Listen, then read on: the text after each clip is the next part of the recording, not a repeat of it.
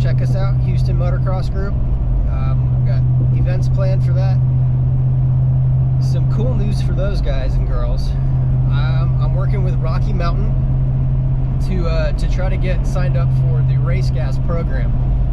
They said if we get good enough of a turnout that they would sponsor the additional rides, meaning that they would let us use Race Gas. Not Race Gas you put in your bike, it's not that. Race Gas is credits that Rocky Mountain gives back to the rider community to spend on their products at their website. I've been involved in lots of different organizations that run with Rocky Mountain Race Gas. It is amazing. Highly, highly recommend it. So looking forward to that. I think one of the biggest things that I look for when I leave a facility after riding for the day is, would I come back? That's how I rate my products and stuff too, is would I buy it again? If for some reason I need to replace my boots, would I buy that same set of boots again? When it comes to tracks, I say would I go again? And then I think about it in the terms of quantifying it. How far would I drive to go to this track? So when I put together my schedule for this year, I did it at 4 hours max driving distance from where I live. That's a lot of tracks. It's 14 tracks to hit this year within 4 hours of me. Some of them might not be worth 4 hours. Some might not be worth 2 hours. I'll let you guys know what I think the driving distance should be for these tracks. Again, everybody's opinion is different. This is just based on mine and my experience at the tracks that I've ridden at. So check it out. Come ride with us. If you do, stop by and see me. Look for the bright orange Ram 1500. I'll be there.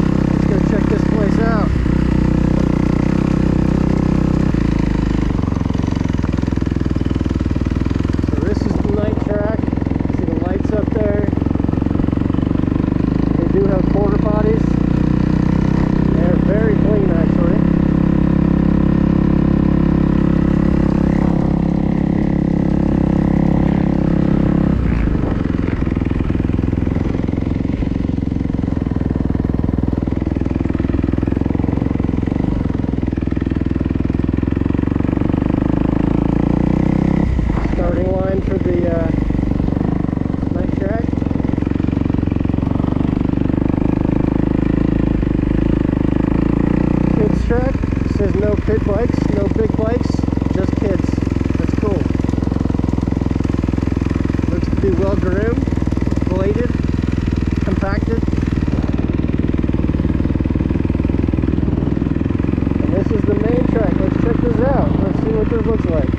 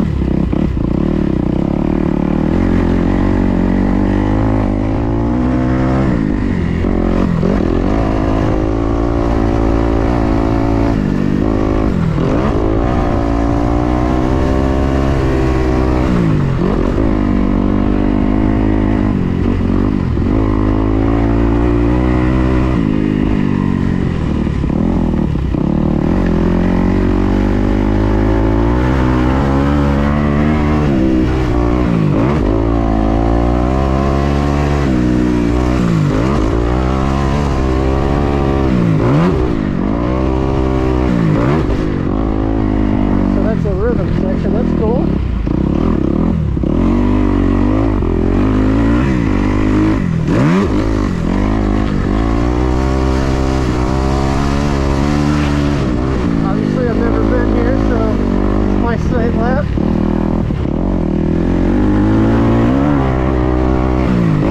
Don't judge me for going slow.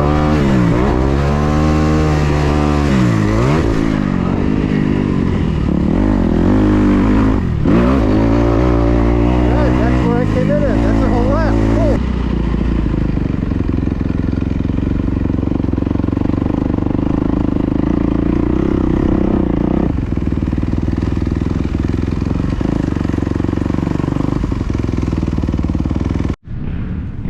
So just did a quick tour around the property and did 2 laps on the main track. I'm liking the dirt. That's my first impression, is I like the dirt, the consistency. It did rain this week, so I'm sure that played a lot into it, but I was told that the dirt here absorbs all that moisture pretty quick and they dry out. But man, this is nice dirt. This is not sand, this is not clay, this is like good cake. I like it. I don't know if it came across in the video, but hopefully it did. Sight lap was good. I like the track layout. There's a couple different lines through there. Keeps it interesting. You've got inside outside berms. You've even got 2 separate lines of rhythm section at one point. One has a big step up, and I haven't tried the other one yet, so I don't know what that looks like, but we'll go check it out. Maybe I'll go try the night track next. We'll see. It is cold. You can tell I am bundled up. I'm wearing my 100% polar gloves and they are not cutting it. I need something warmer for this. It's like 36 degrees out right now. So let's go rip. One of the best things about the 2021 KX250 is this little magic button right here. Ah, so nice. All right, let's go check out this night track, see what this is all about.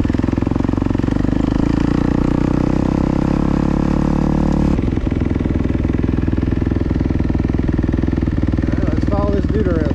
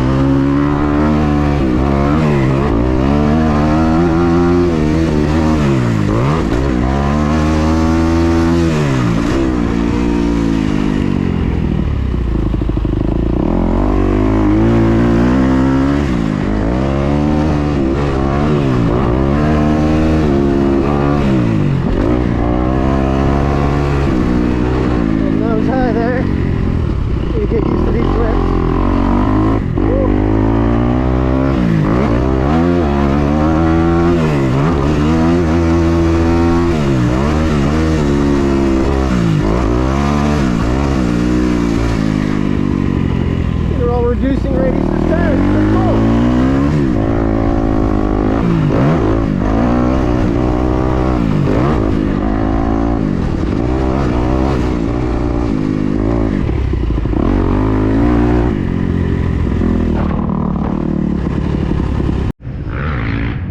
All right, so I did some laps out on the night track. I like that track too. It's pretty cool. The layout's nice, some good turns, not super technical, good for beginners, but some of the jumps have a nice pop to them where you can get, 6-8 feet off the ground. Not too terrible, not too low though. There's a cool split section, higher speed with bigger doubles, and then the lower doubles for slower riders or people who are not familiar with the track. It's pretty cool.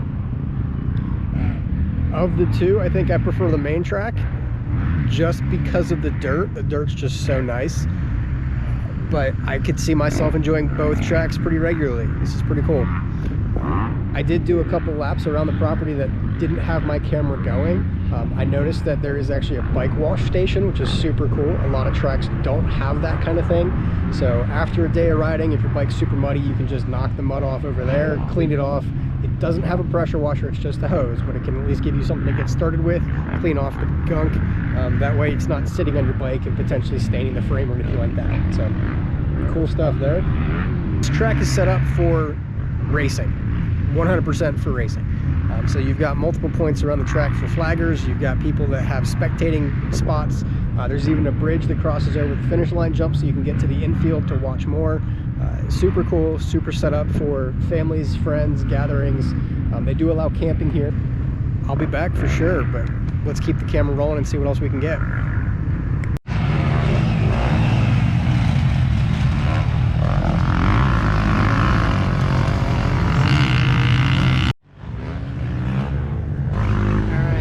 I had a bit of an incident.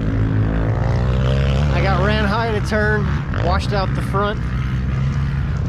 Totally my fault. Just wasn't expecting to be so soft, so front end turn, spiked my nose, went face first into the dirt, broke my visor off my helmet, broke my lever, my clutch lever. Good day. Day on a dirt bike's a better day than the office. Alright, heading home finally after a day of riding, wrecking, meeting some new friends. Good day. Hurt a lot. Thankfully one of the guys that I met is an orthopedic surgeon, so may have to go see him next week if my knee doesn't feel any better. Wanted to put together some closing thoughts while they're still fresh in my brain. Murphy's motocross track. Starting with facilities, what they have. They have a supercross style track. Has a series of higher jumps, rhythm sections, banked turns, lots of switchbacks, meaning a full 180 turn, not just 90 degrees. That track has lights. They do run night practice and night races there. They do request that it's not for small bikes, but I did see some 65s and 80s out there. I think they just don't want to have pit bikes out there, but check with them to see if you can actually use them. You never know, maybe they'll let you. They have their main track, which is decent length. I didn't get to time a fast lap, a hot lap or anything like that, but I did show some times right around 2 minutes for my slow pace laps. So my guess is fast laps probably more like 130, 145. Pretty decent track. I loved the options that they had. There were high lines, low lines, there were inside turns, there were multiple switch lanes where you could choose to go on a left side or a right side, and it changed what the track looked like at that point, different jumps even. Super, super cool. I did connect with the track management for a minute. They made changes to the track yesterday. So that's a good sign that they do make changes to the track. They changed up the layout based on feedback. They moved some of the spacing of some doubles out, changed the texture of one of the turns, brought in some sand that isn't the natural terrain. So definitely a cool thing to see that they're listening to their feedback and also making changes regularly. Sometimes tracks they get stagnant. They stay in the same layout, the same form, everything stays the same for so long, people get bored of it. So it's cool that they're trying new things. It's awesome.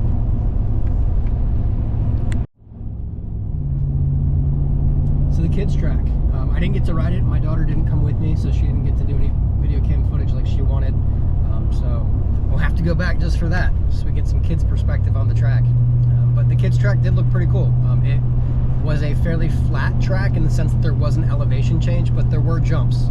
All of the jumps looked very safe. They were things that you could roll over. They weren't super high. They were easy for little kids to do, beginners. They do specify on the track no big bikes and no pit bikes. They want to keep it for kids only.